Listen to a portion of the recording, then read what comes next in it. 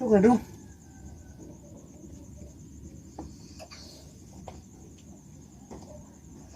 Ito marilis tong electric fan.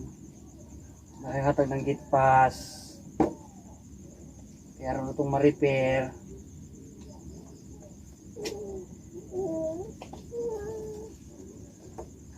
Tubag.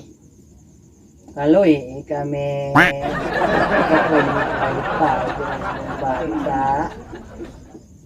Ang electric fan nga guba. I-release na ang gate pass. Kaya para ito ngayon. Tubag dong. Naamin. Amin. Naamin. Amo amin sa ayaw. Inaamin.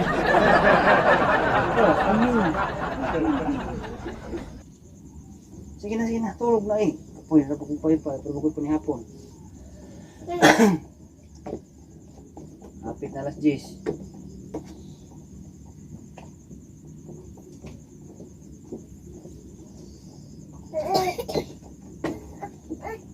Naunsa naman taan eh.